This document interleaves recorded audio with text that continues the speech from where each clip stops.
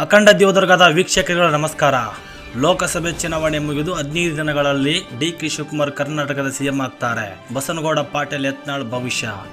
ಹೌದು ವೀಕ್ಷಕರೇ, ಡಿ.ಕೆ. ಶಿವಕುಮಾರ್ ಮುಖ್ಯಮಂತ್ರಿಯಾಗುವ ನಿಟ್ಟಿನಲ್ಲಿ ಎಲ್ಲ ಪ್ಲಾನ್ ಮಾಡುತ್ತಿದ್ದು ಮುಂದಿನ ಮುಖ್ಯಮಂತ್ರಿ ಅವರೇ ಎಂದು ಯತ್ನಾಳ್ ಹೇಳಿದ್ದಾರೆ. ಅದು ಮಾತ್ರವಲ್ಲದೆ ಆ ಬಳಿಕ ಸರ್ಕಾರ ಪತನವಾಗಿ ಹೊಸ ಸರ್ಕಾರ ಬರುತ್ತೆ ಎಂದಿದ್ದಾರೆ.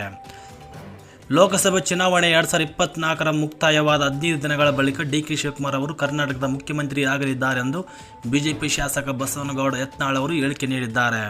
ವಿಜಯಪುರದಲ್ಲಿ ಮಾಧ್ಯಮಗಳೊಂದಿಗೆ ಮಾತನಾಡಿದ ಬಸನಗೌಡ ಪಾಟೀಲ್ ಯತ್ನಾಳ್ ಅವರು ಡಿ.ಕೆ. ಶಿವಕುಮಾರ್ ಮುಖ್ಯಮಂತ್ರಿ ಆಗಲು ಸಾಕಷ್ಟು ಪ್ಲಾನ್ ಹಾಕಿದ್ದಾರೆ.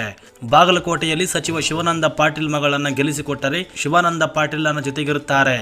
ನಾನು ಅವರು ಸೇರಿ ಸಿದ್ದರಾಮಯ್ಯ ಅವರನ್ನು ಇಳಿಸೋಕೆ ಕಾರ್ಯತಂತ್ರ ಮಾಡಿದ್ದೇವೆ ಎನ್ನುವ ಸಂದೇಶವನ್ನು ಜನರಿಗೆ ಡಿ.ಕೆ. ಶಿವಕುಮಾರ್ ಕೊಟ್ಟಿದ್ದಾರೆ ಎಂದು ಯತ್ನಾಳ್ ಅವರು ಆರೋಪಿಸಿದ್ದಾರೆ.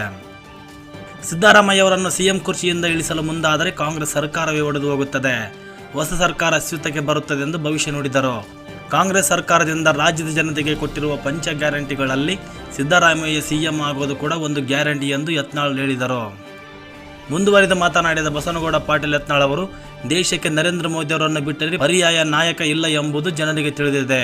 ಪ್ರತಿಯೊಬ್ಬರ ತಲೆಯಲ್ಲಿ ಮೋದಿ ಮತ್ತು ಬಿಜೆಪಿ ಇದೆ. ಮತದಾನ ಪ್ರಮಾಣ ಹೆಚ್ಚಿಸುವ ನಿಟ್ಟಿನಲ್ಲಿ ನಾವು ಕೆಲಸ ಮಾಡಬೇಕು. ಮೊದಲು ತಲೆಯಿಂದ ಜಾತಿ ಕಿತ್ತೊಗೆಯಿರಿ. ಮೋದಿಯವರು ಬಂದರೆ ಸನಾತನ ಧರ್ಮ ಉಳಿಯುತ್ತದೆ.